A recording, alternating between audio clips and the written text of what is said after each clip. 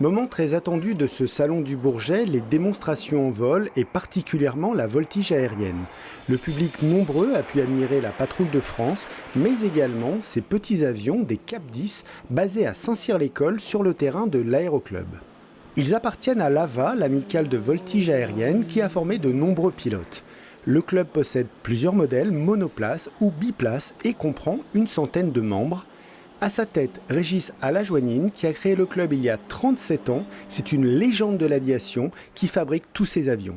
L'amicale de voltige aérienne, je l'ai créée en 1980, ça fait déjà 37 ans, autour d'un Cap 10 qu'on a toujours, avec notre avion fétiche.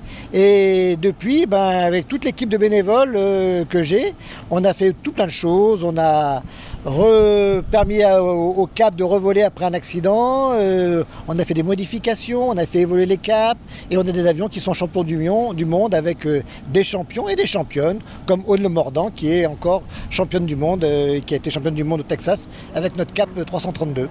Démonstration avec ce Cap 432, véritable Formule 1 des airs qui participe au championnat du monde de voltige aérienne.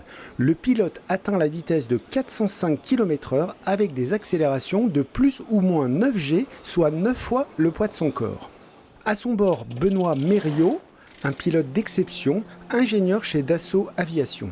Il faut aimer se concentrer, il faut aimer des sensations assez fortes, un certain physique. Aujourd'hui, la particularité, c'était la très haute température, on va dire. Il faut aimer la rigueur et il faut aimer se remettre en question, ce qui est parfois très difficile pour l'ego. Le pilote, très concentré, se focalise sur les figures maintes fois répétées. Il enchaîne les tonneaux et les figures. C'était aussi la première démonstration en vol pour Dorine Bourneton.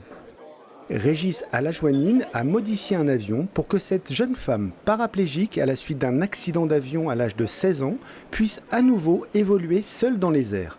J'ai commencé ma formation de voltige il y a 2 ans à peu près et aujourd'hui j'ai atteint un 2e cycle de voltige et à ce titre j'ai pu faire une démonstration de voltige ici au Bourget parce que je suis la première femme handicapée au monde pilote de voltige.